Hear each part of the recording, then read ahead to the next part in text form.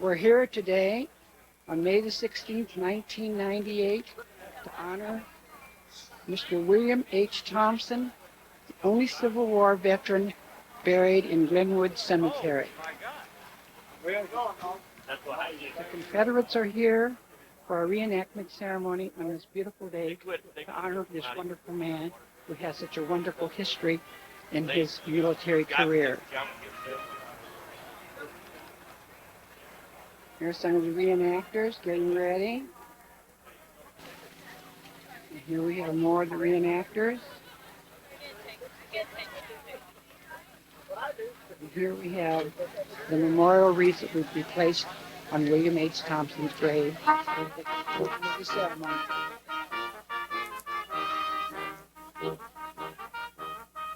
You hear in the background is authentic Civil War music played by the brass quintet.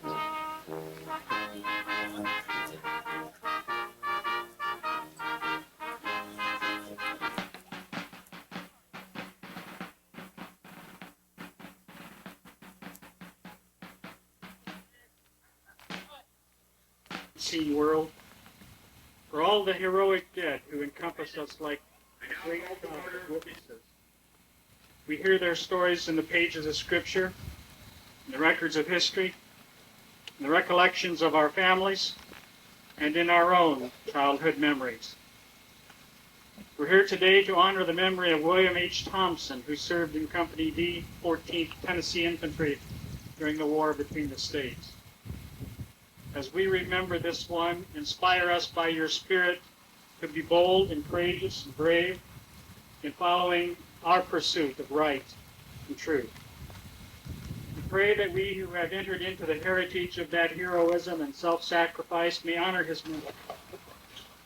And we also honor his memory by living as he did in peace. I salute the Confederate flag with affection, reverence, and undying devotion to the cause for which it stands. I would like now to introduce our next speaker, my good friend, Miss Doris Bauer.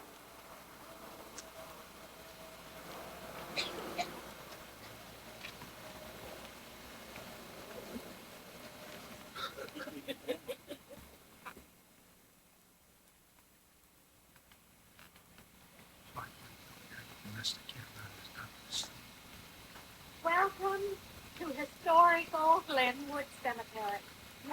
Here lies the pioneer settlers of the Collinsville area. If you will look at that screen there, you will see the spot where it all began some 176 years, 3 months, and 22 days ago. There, on January the 24th, 1822, Michael Squire was buried. Last year, on the anniversary, the 175th anniversary of Glennwood, his grave was marked with a commemorative stone. The land back then was 50. At that time, the cemetery was called the Collinsville Burying Ground. The minutes of the January the 9th, 1884 meeting record a decision that J.M. Lawrence was to check on land for the new cemetery. On January the 28th, 1884, he reported back that J.S. Pierce would donate all the ground lying south and west of the graveyard to the street. R.S. Reed and wife would take $300 for that portion lying east to the alley and south marked Denver. By June 1884, the land was to be paid with Texas Richmond forward. The records, for whatever reason, were kept there. Reconstructed records for that year was received. Beginning in 92 Civil War veterans, one of whom we are here to Ross Johnson Camp 1718 would like to give Miss Doris M. Bauer a certificate of achievement. You're welcome. Thank you for all the work you've done for us. I'm sure all the men sure appreciate you.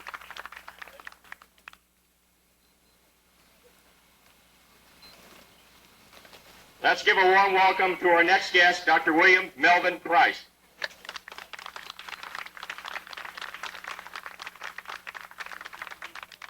Thank you, Commander.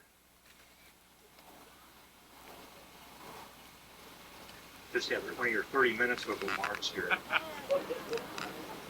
I'd certainly like to thank William Thompson's family members, grandson Bob, Mark, great-grandson Scott, great-great-grandson Will. Where did he go, Holly? For being here with us today and for allowing us to share in the remembrances of Sergeant Thompson. I'd also like to thank Commander Gene Beal. And I think I speak for all of us here that it is because of Gene's energy, personal concern, and commitment that we are all gathered here today. Gene has done more than anyone I know to preserve the memory of the sacrifices and most precious American ideals of liberty and justice that both the Blue and the Gray fought for during our nation's Civil War. To show respect and remember those who precede us in the final war. Major General Bush. Some build monuments and statues of stone.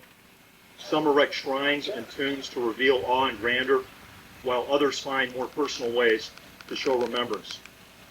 Memorials are best revealed in the lives of those who are left to continue, not in sorrow or in weeping, but in serving. The passion instilled and the insight made known.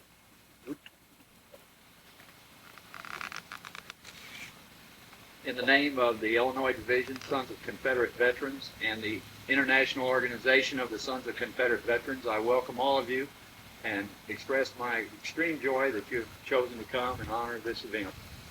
I would like to give you very briefly a little word here on what I want to talk about. In 1906, then Lieutenant General Stephen Dill Lee, Commander-in-Chief of the United Confederate Veterans, called together the Sons of Confederate Veterans and gave them a charge to take up the flag, so to speak, for the history and memory of the Confederate veterans of the Civil War period. And I will read that as follows. To you, Sons of Confederate Veterans, we submit the vindication of the cause for which we fought. To your strength will be given the defense of the Confederate soldier's good name, the guardianship of his history, the emulation of his virtues, the perpetuation of those principles he loved and which made him glorious and which you also cherish. Remember, it is your duty to see that the true history of the South is presented to future generations. Thank you. I'd like to introduce Mr. Billy Ed Bowden, who will speak for the Military Order of the Stars and Bars.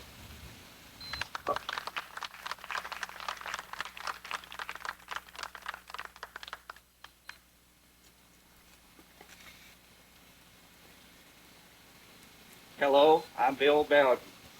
I'm a proud member of the Bushrod Johnson Camp of Sons of Confederate Veterans and a Major General John F. Bowen chapter of the Military Order of the Stars and Bars. These two organizations exist to honor Confederate soldiers. Lieutenant General Stephen Dill Lee gave us our charge, and that charge was to preserve the truth about why the Confederate soldiers which the Confederate soldier fought was to preserve the Constitution, son, husband, father, about Christian, a businessman, a civic leadership. She has been a member for over 50 years of that wonderful organization, and she is the president of the Confederate Dames chapter. I give you Miss Margaret Rickerson.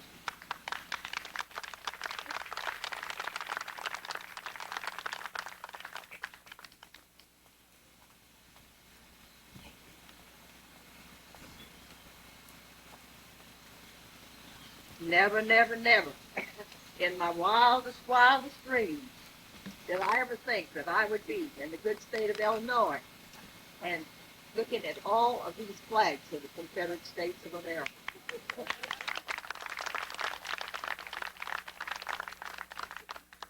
the United Daughters of the Confederacy. We've erected many monuments. We built many homes. We give many scholarships. So believe it or not, I'm going to be a woman of few words. To all the dignitaries here gathered today, to all the loyal friends and those who honor the Confederate States of America, I bring you greetings from the National Organization of the United Daughters of the Confederate. We renew our loyalty to our state. We are in every state we do homage and remembrance to all the family here gathered. With great love and affection from the daughters, we honor William H. Thompson, Sergeant, 14th Tennessee. And great-grandson of William H. Thompson, Mr. Scott Thompson. Reflect on this loyalty of his family. Thank you, everybody. Thank you for being here today. I just had one thought that perhaps the speaker's podium ought to be in the shade. Maybe you could come out here. But thank you to the Collinsville High School Band and the Sons of Confederate Veterans and my old pals Floyd and Bernice Farino, who have done so much to set this up. Here's my little boy, Will. Well, the stories of William H. Thompson weren't very well known to me. He could stand up here with me, can't he? Until about 1980, I'd heard the stories. My Uncle Bob, sitting here in the front row, knew William H. Thompson, his grandfather, but I didn't get to know him. And I'd heard the family stories about him running the brickyard, which still stands down on Lebanon Road. I suspected there might have been some Civil War service, but in 1980, I was house sitting at George and Colleen Musso's home in Edwardsville. George, of course, the great Collinsville boy who went on to the NFL and the Hall of Fame, and for whom our football stadium here in town ought to be named. And I was looking at his bookshelf one night and pulled down the history of Madison County, 1912. It was the 100th anniversary of Madison County at that time. And I thought, well, there must be a Thompson in here. Maybe. I'll just look and see. And lo and behold, I turned to page 1088, and there is a page and a half on William Thompson. It was a genealogist's greatest dream come true. It was all outlined for me there. The family coming from Scotland, William H. Thompson, Civil War service. He signed up at the age of 19, and they wrote it as only they could write in the early 20th century. His youth had been clouded to some extent by its approach, and being a high-spirited young fellow, he enlisted almost at the first, becoming a member of the 14th Tennessee Infantry. His service in Virginia was under Generals Lee and Stonewall Jackson.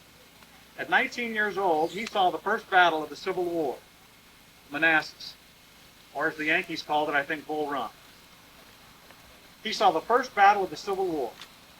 In between, he saw a number of other battles of the Civil War. He participated in the defense of Richmond. When General McClellan tried to capture the southern capital, William Thompson was there, successfully defending it.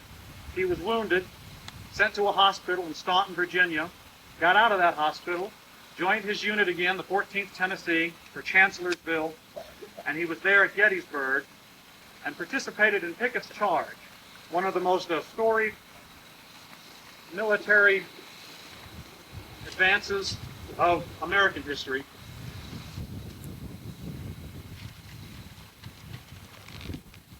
And I can only imagine what a young fellow must have thought, because he was very scared. And to be in the woods, as this might have been, looking across at the Union infantry and the Union cannons staring you down. And again, a 19 or 20-year-old man, he had advanced to sergeant by that point. I think he could advance rather quickly because the ranks were being depleted so quickly. He became a sergeant, Company D. I found a reference to the 14th Tennessee Infantry in a book about Pickett's charge. And it's from a man named June Kimball. And June Kimball was a sergeant in Company A of the 14th Tennessee Infantry. So that day at Gettysburg, no doubt he could look down the row and perhaps see William Thompson, feeling the same fears that he was feeling. And June Kimball wrote later, he was struck with the frightful danger that such an advance posed, that he was about to undertake, and the men he would have to lead. He was so violently moved that he found himself speaking aloud, asking the question, June Kimball, are you going to do your duty today? As he remembered, he then answered himself back audibly, I'll do it, so help me God. At that moment, all dread passed from him, and he began to act in a calm and deliberate fashion, without apprehension. When he returned to the lines, he was asked how it looked by his men, and he said, boys, calmly, if we go do it, it will be hot for us, but we will have to do our best. The 14th Tennessee Infantry entered the Battle of Gettysburg on July the 1st with 365 men. It took 60 into Pickett's charge, and only 3 came out as survivors. June Kimball obviously was one of them. My great-grandfather, I've always imagined, was one of the others. He did survive. He was taken prisoner then, spent 21 months in a Union prison camp. June Kimball finally says, with pride and sorrow, he recalled the withering volleys and double-charged cannon shot that shattered and mutilated as fine a body of Southern heroes as ever trod a battlefield. My great-grandfather then spent 21 months in a prison camp, transferred through Fort McHenry, of course home to the Star-Spangled Banner. Just imagine the American history this man was living, this teenager. Went through Fort McHenry on his way to Fort Delaware, and I've read accounts of Fort Delaware, the horrific conditions there, the dysentery, eating the rotten food and the stale bread and the putrid water and the dysentery and the disease. More men died there perhaps than on the battlefield. He survived that. And at the end of the war, when it appeared obvious that the South was going to lose and that the nation had to reconcile, William Thompson was released. He signed his loyalty pledge. I was able to acquire a copy of that from the National Archives, along with his pay vouchers, which show William Thompson is owed such and such amount of pay. He is currently being held prisoner at Fort Delaware, wounded at Gettysburg. What a remarkable piece of American history I have a copy of. I'm so proud of. William Thompson could have gone home to Tennessee. The war was over. He had been wounded 3 times. He'd just gotten out of a prison camp. But instead, he chose to rejoin his unit. He was released in early April and made his way, by mid-April, to Appomattox Courthouse and was with General Lee at the surrender of the Southern armies to General Grant. He saw the beginning of the war, and he saw the end of the war. What a remarkable life. And he saw so much in the middle of the war, Pickett's charge, Gettysburg especially. Now, there are those today who say I should be ashamed of that heritage and that history left to me. There are some who would like to say it never happened, that we ought to forget the men who fought under the Southern flag. And those are the people who would like to change history, revise it. They kind of think of history as a luncheon buffet line that you can pick and choose and put together something nice that will satisfy you. But you know, we can't change history, and we can't alter it. It happened. It belongs to all of us, the South and the North, as Americans. It's our shared history. We can't forget that. It belongs to all of us. Now, of course, these people have their reasons. To them, the flag over here, commonly referred to as the Stars and Bars, stands for something ugly to them. And unfortunately, ugly, nasty, mean-spirited slugs have adopted this flag. But William Thompson never owned slaves, as 90% of the Confederate soldiers did not. William Thompson was not a Nazi. He wasn't a skinhead. He wasn't a Ku Klux Klansman. He was a young man who saw his duty and did it, swept up in the passions of that time. We can't imagine what the country was going through then. Nothing on our political landscape today lets us know what those people were going through as the country was splitting apart. But William Thompson did what he thought he needed to do as a high-spirited young man to defend his country. And he defended that flag and did it well. And there are those today, as I said, who say we shouldn't pay homage to those men, but I am very proud of them. And I will make sure not only that pride is passed down to my little boy, Will, who is, in a way, named after him. We thought William was a little too stuffy, so we named him Will. At the Oklahoma State Capitol, I live in Tulsa now. At the Oklahoma State Capitol, there is a flag plaza out in front of the state capitol, and the 14 flags that have flown over Indian Territory, the Oklahoma Territory, and Oklahoma. There are 13 flags there. The British Union Jack, French, Spanish, the flag of the Texas Republic, and if you don't think that's an affront to a Sooner. All sorts of flags, and there's one empty flagpole, and it belongs to the Confederate flag. It was taken down 10 years ago. The governor bowed to some political pressure and removed it. And so you go to the state capitol today and you see the 13 flags of Oklahoma and one empty flagpole. And there are visitors who come to the state capitol, obviously, to see it. That's the place where all the oil wells are still out front. There are school groups. Oklahoma children go to the flagpoles. And when they get there, they're told, by the absence of that flag, that we're ashamed of it, that it doesn't deserve to be up here with the rest of it. That what these men stood for was nasty. We should forget about it. And we shouldn't pay homage to it. And that's an affront to my heritage and this little boy's heritage. and the 12,000 Native Americans, Indian tribes, who fought for the Confederacy in Indian Territory and in Oklahoma Territory. Do me a favor, won't you? The next time you see a knucklehead in a white sheet and a white pointy hat carrying this flag, or you see a young punk charging a television camera with this flag in one hand and a Nazi swastika in another, dismiss those people, because they don't count. But remember William Thompson and the other men who carried that flag into battle and the ideals that they carried it with and what they stood for. Those are the ideals that are the best of the American character, of honor and dignity and pride. And those are the things we should remember. Those are the ideals that William Thompson stood for and all the other men who fought with him. That's the best of America, North or South, and it belongs to all of us. They did their job as they saw fit. And in the end, they were all Americans. When the war was over, they reconciled and lived under one flag again. They were all Americans, and to my way of thinking, they were all American heroes. And I'm very proud of William Thompson. And I thank you so much for coming out, standing under the sun. And for all of you, again, the reenactors and the Confederate veterans, thank you very much for honoring my great-grandfather and my family today. We're very happy. Pleased that you all came out today. Thank you.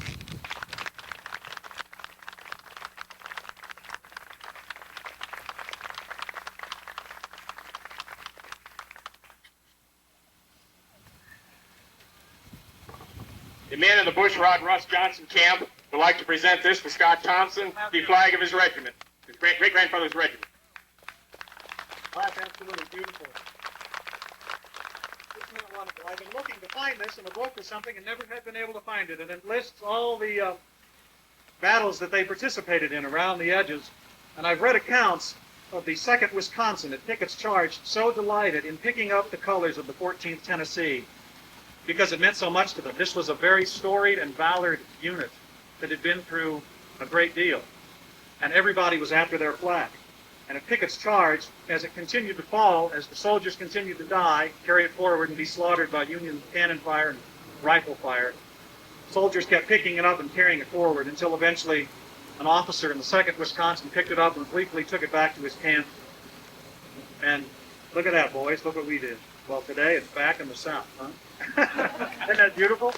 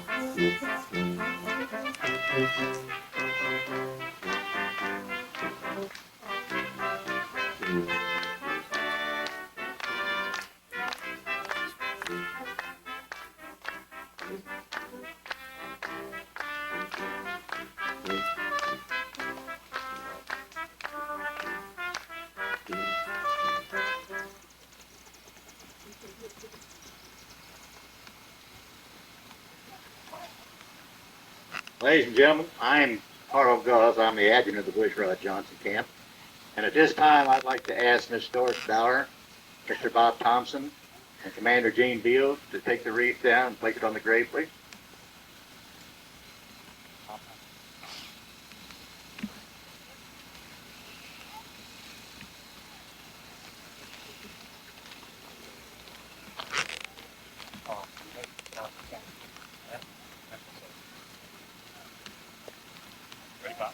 Mr. Thompson will be carrying soil for Tennessee to put on the grave.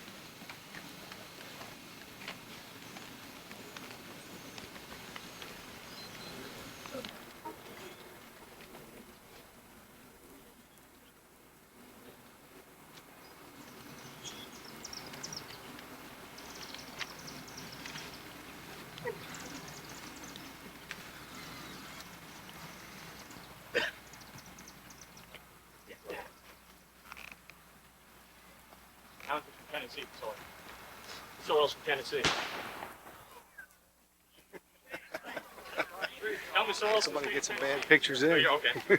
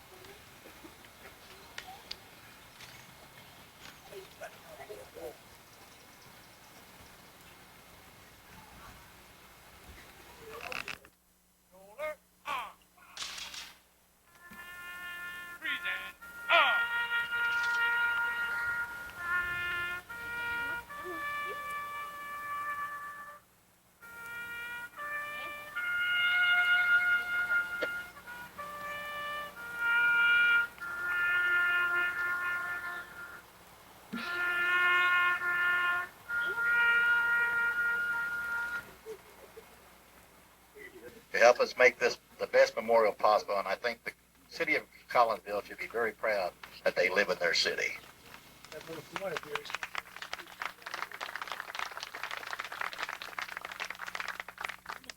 They're not forgotten. Look away, look away, look away. In the city where I was born, early on and frosty morning. Look away, look away, look away, Dixieland. And I wish I was in Dixie. Hooray, hooray, in Dixieland I'll take my stand to live and die in Dixie. Away, away, away, I'm south of Dixie. Away, away, away, south in Dixie. Yeah.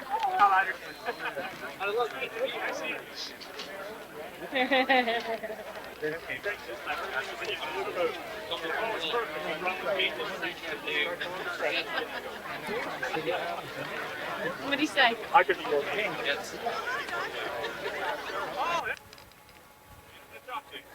He wants to talk to you too. Oh, that's okay.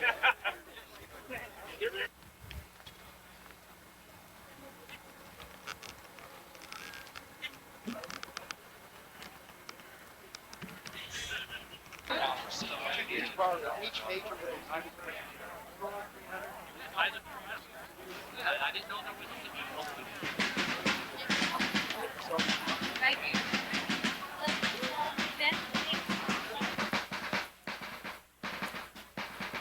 the little drummer boy.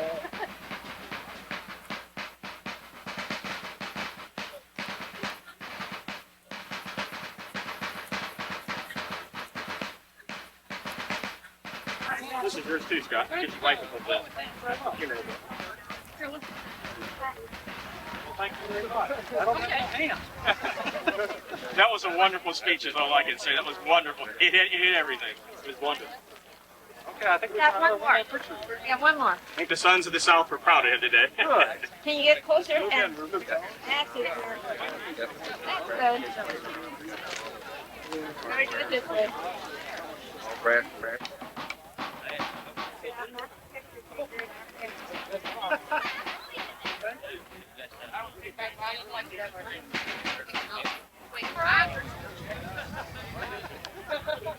Hey, Art.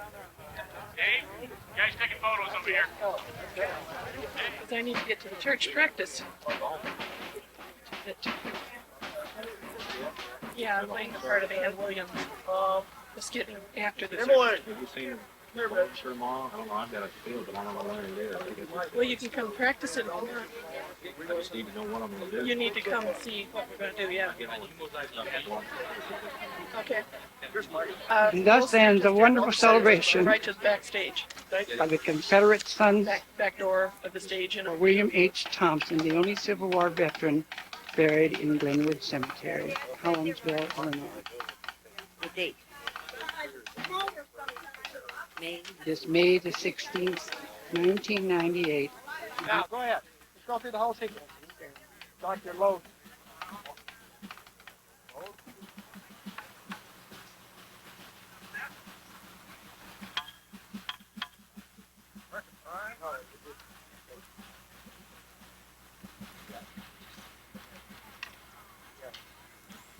Come to the ready.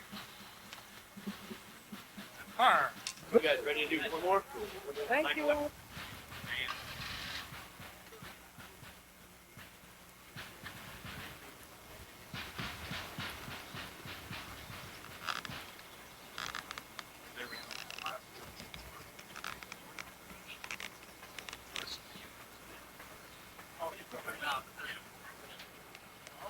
But then where he's talking about. I'm pretty old now. I know it's so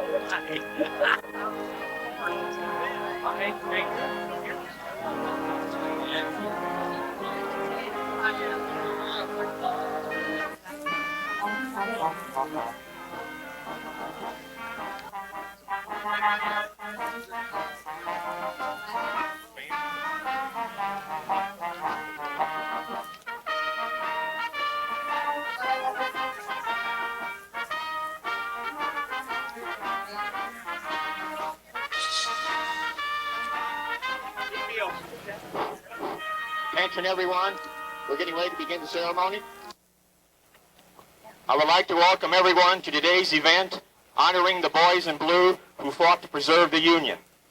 Today's event opens with a piece, a rendition of Tenting on the Old Campground performed by the Granite City Municipal Band, followed by an invocation by Pastor Dennis Johnson. Band.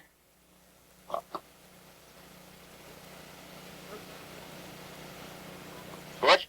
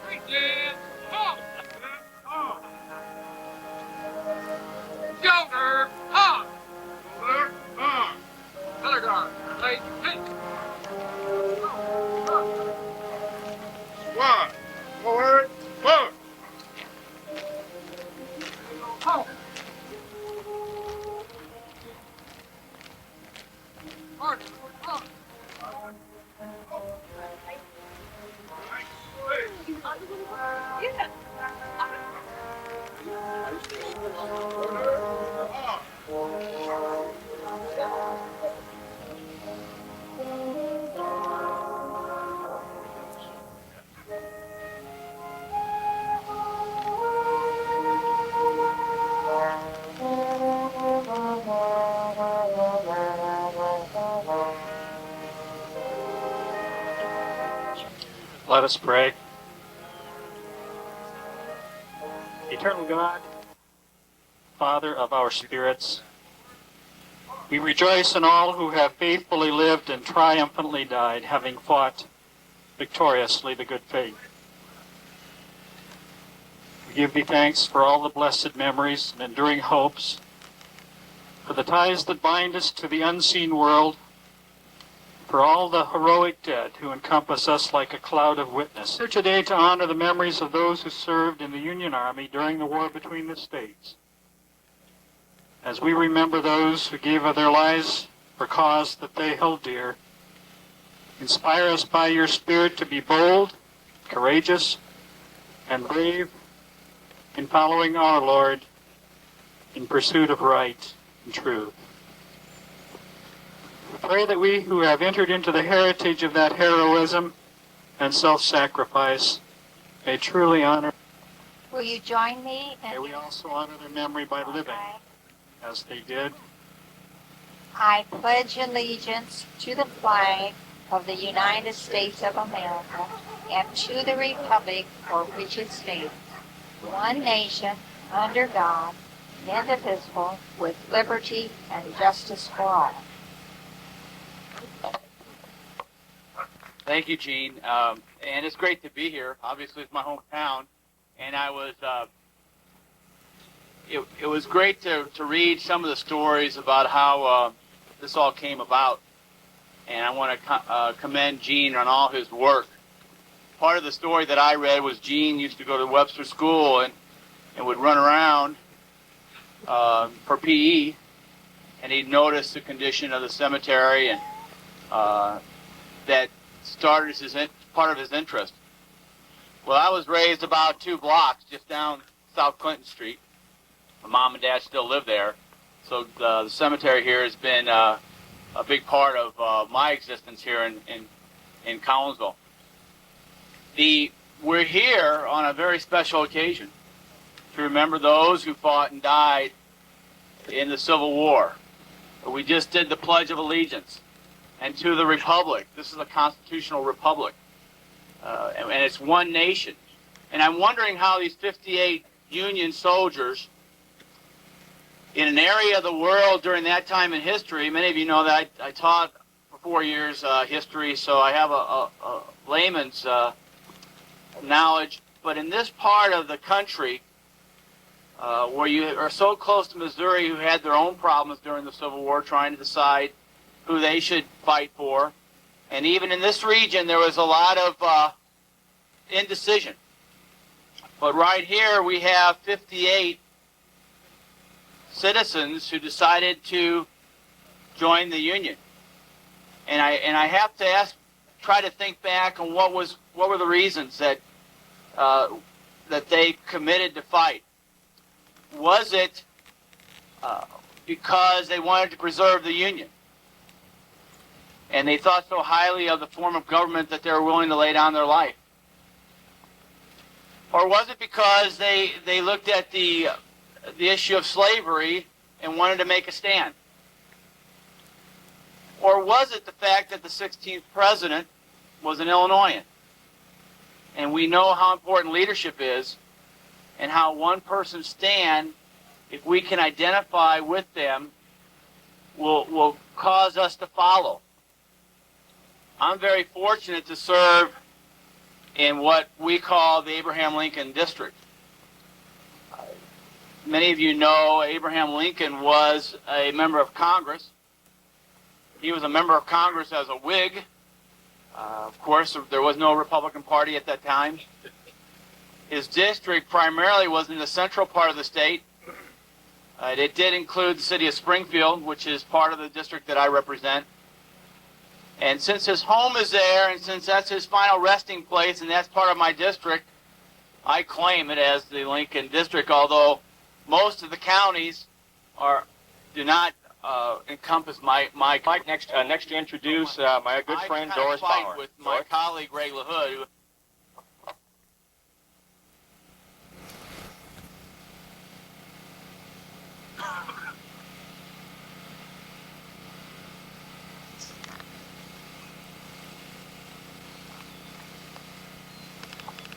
We're here today We're here today honoring the boys in blue because a series of unlikely events occurred. These were precipitated in 1988 as a result of burial information that I received while I was translating the old Gothic German records at St. John's Evangelical Church. Those I compared to the 53-page inventory that I had obtained from the Presbyterian Church, which operates Glennwood Cemetery.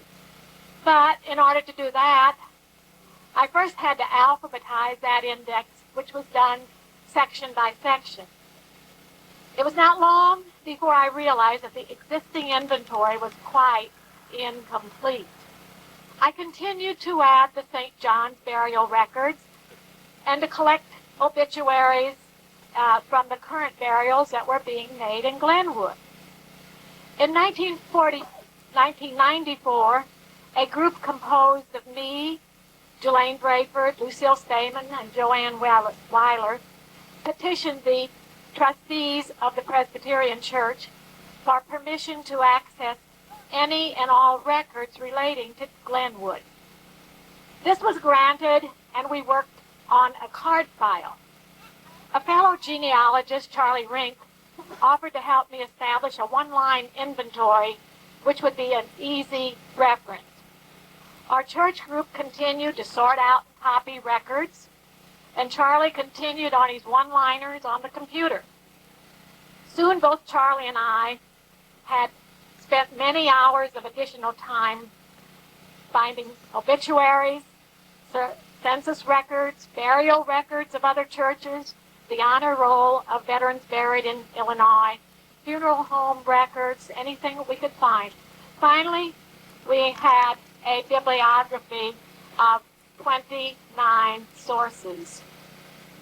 In May 1997, during the historic downtown walking tour for the Webster School kids, I was the docent for both the Glenwood Cemetery and the Ketchup Bottle Water Tower, which you can see if you walk down further in the cemetery. In my talk on Glenwood, I counted up the veterans of each war. Charlie had marked them on the inventory, and then I told him the results of my count. And he said, hey, I'll do a military list for you by sections of the cemetery. He'd been very much interested in the military aspect as we had worked on the inventory. He pointed out the need for replacing and adding military stones. It was a project that he really wanted to accomplish, but he felt it was beyond his resources. However, we had his list, and I passed it on to the Collinsville Historical Museum, which in turn passed it on to teachers, scout leaders, and anybody else interested in such information. Thanksgiving 1997 saw Charlie felled by a debilitating stroke. I envisaged a delay or an end to our cemetery project. It was at this point that Gene Beals contacted me for information about his ancestors buried here in Glenwood in the 1870s. I was able to provide him with names, dates, locations, and a map grid for his genealogical study. When he went to view the site of the graves, he was amazed at the number of Civil War tombstones that he saw. His love of Civil War history immediately led him to thinking along the same lines as Charlie Rink. The stones needed to be replaced. Incidentally, this had also been suggested by Jack Grothe of the William T. Sherman Billy Yank Camp number 65 at the Sons of Union The Veterans. National Office, Sons of Union Veterans of the Civil War, and our brother across the river, Commander Steve Light. Steve? Very good. Greetings to everybody. Brother Beals had asked me to come today and speak to you about the history of the Sons of the Union Veterans, and I think the best way to do this is maybe start back at the Civil War a little bit. During the Civil War, the men who fought for the Union Army were called the Grand Army of the Republic. During this time, Dr. Benjamin Franklin Stevenson, who lived in Springfield, Illinois, served in the 14th Illinois Infantry as a surgeon. Shortly after the Civil War, Dr. Stevenson and a group of men got together in 1866 and formed a veterans organization called the GAR.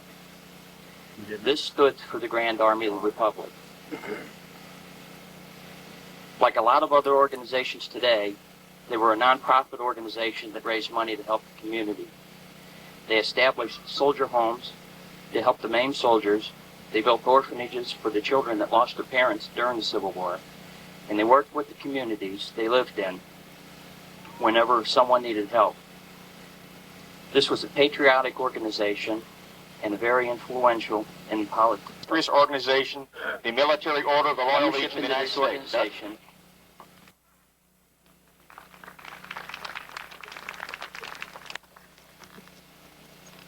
The Military Order of the Loyal Legion of the United States, also affectionately known as the Loyal Legion, or MULUS for short, was organized by officers who served in the side of the Union during the Civil War. It was founded the day that President Abraham Lincoln died, on April 15, 1865, and is today one of the oldest military, hereditary, and veteran organizations still in existence in the country. By 1899, the Loyal Legion counted more than 8,000 Civil War officers among its roster, including practically every prominent officer, such as General Ulysses S. Grant, William T. Sherman, Philip H. Sheridan, George Armstrong Custer, Nelson Miles, John Schofield, Winfield Scott Hancock, George McClellan, Rutherford B. Hayes, David Gregg, Grenville M. Dodge, Admiral David Farragut, and Rear Admiral George M. Melville, just to name a few. In addition to Grant and Hayes, original companions Chester A. Arthur, Benjamin Harrison, and William McKinley served as presidents of the United States. With the eventual aging of the original companions, membership within the Loyal Legion was eventually changed to provide for hereditary companions for both Master Sergeant John H. Whitfield. eligible officers. A few more prominent members.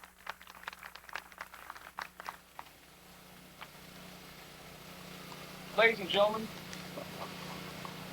gentlemen, distinguished guests, greetings. I must thank our Creator for allowing us to be here and thus far enjoyed somewhat pleasant weather.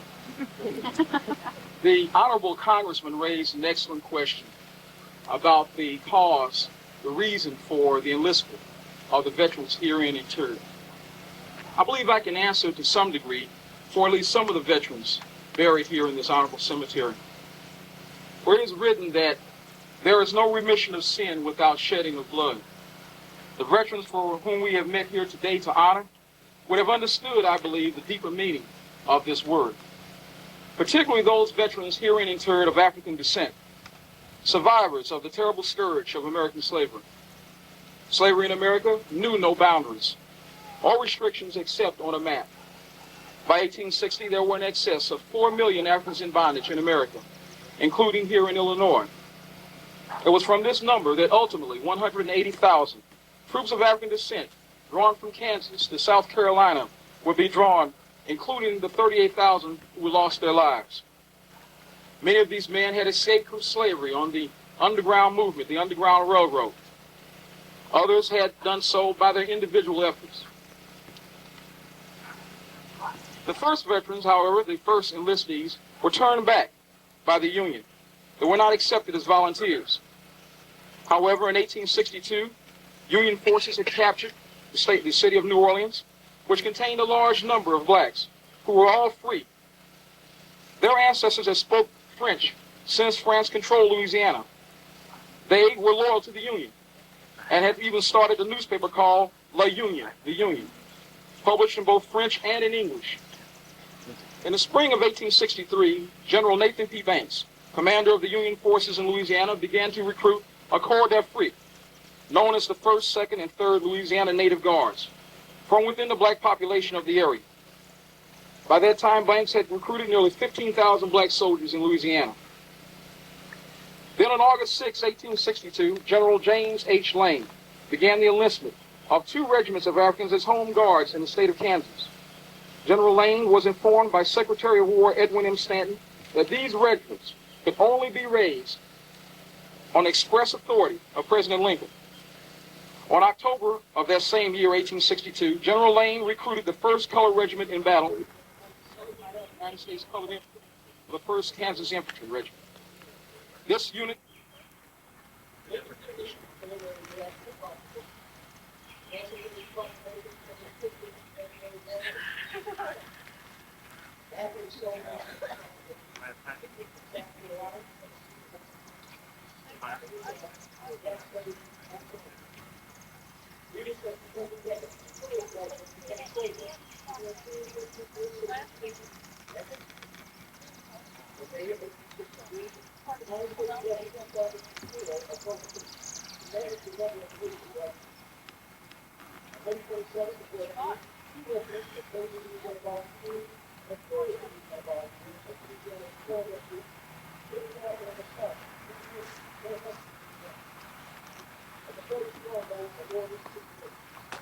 Yeah, John.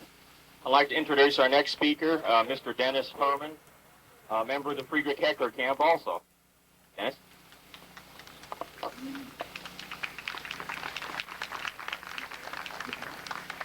Good afternoon, all.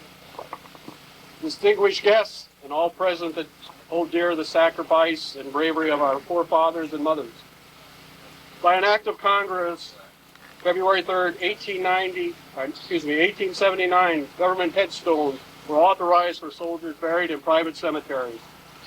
Our thanks to Eugene Beale for his dedication to fulfilling this national honor to the Civil War veterans buried in Glennwood Cemetery. Our thanks also to Doris Bauer and the memory of recently deceased Charles Rink for the devotion and sharing of their research.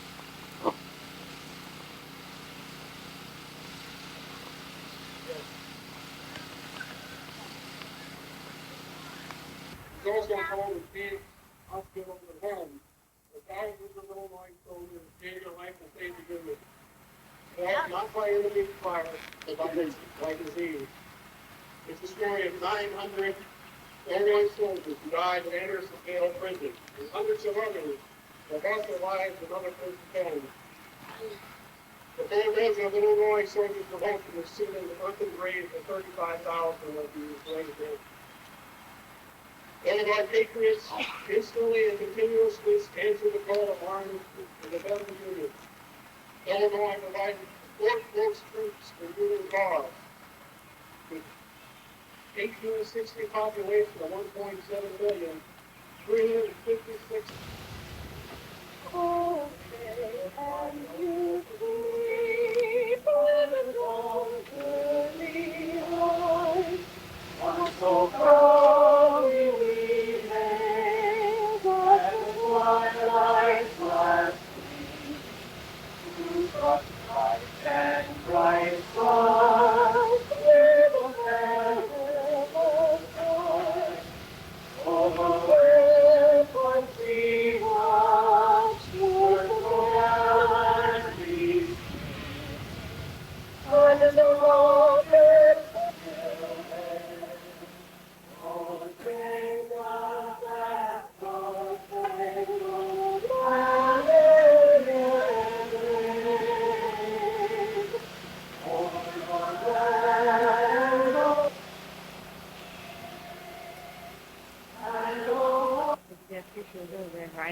Mm-hmm.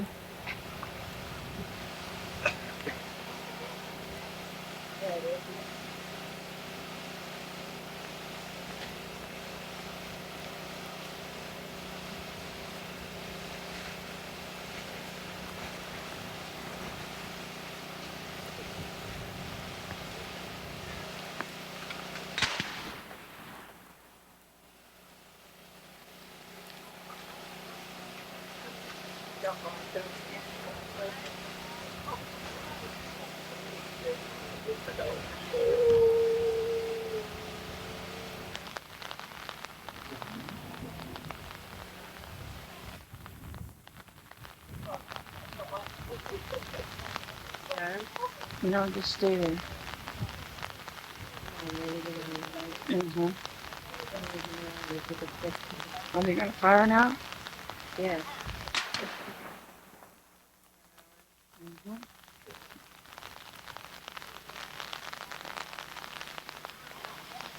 He